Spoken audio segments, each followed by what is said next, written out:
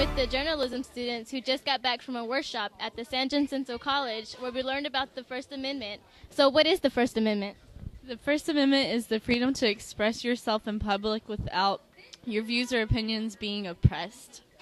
What is your opinion about the First Amendment?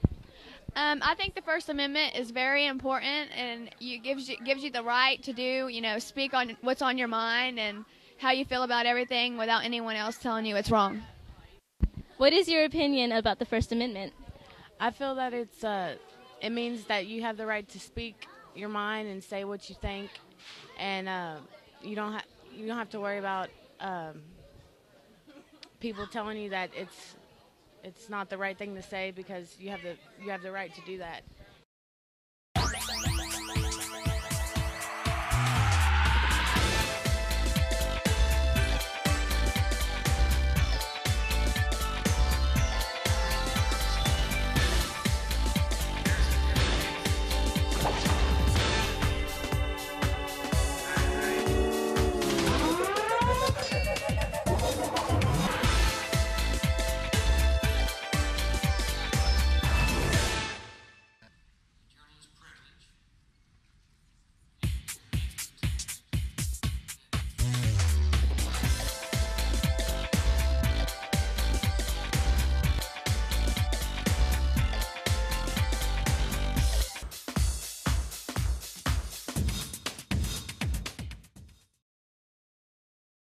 One of the unique characteristics of American society is that we encourage the open exchange of ideas in the reporting of news.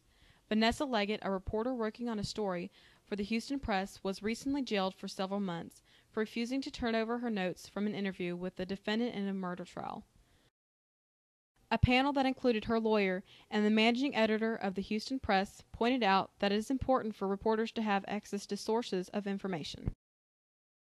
Wayne Deltrafino, a reporter for the Houston's Channel 13 KTRK television, has a national reputation as an investigative reporter who has come to rely on small video cams to catch wrongdoing. We go through a significant discussion before we use any hidden cameras for any story. With the lawyers, all hidden camera stuff is approved. Make sure you do it in public places. Make sure you don't do it in places where there is an expectation of privacy, whether there's a sign that says no cameras allowed.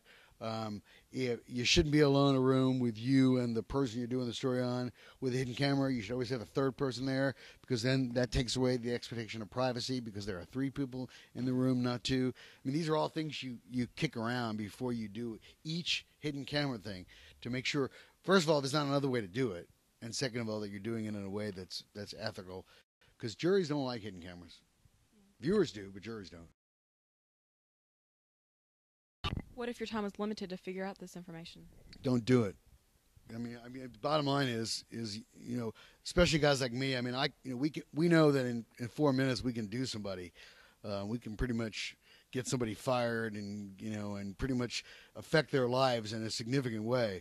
And you don't do it unless you're absolutely sure that it's right and you're doing it for the right reasons. There ain't no rush. And if anyone tells you there is, then you just say, hey, I'm not ready. Because the bottom line is, if it's your story, you're the one that's going to take the hickey if it's wrong, not your bosses. One of his most famous stories involved a story claiming that Sylvester Turner, a candidate for Houston mayor, was being investigated for fraud. What is your favorite story? You know what? I think I have a couple of favorites. I like the pothole story because it was pretty amazing to see guys fill one pothole and then claim it was 50. So I like that one. I like the bilingual teacher story because we got so many teachers fired or resigned. That was a story we did where we proved that a lot of teachers had phony degrees, and a lot of teachers that were getting bonuses for talking 2 languages actually only spoke 1. They spoke no English. And I also like the Turner story, even though I got sued and I was in court for 10 years over it. I think it's really important that we do stories on people running for office before Election Day and not after.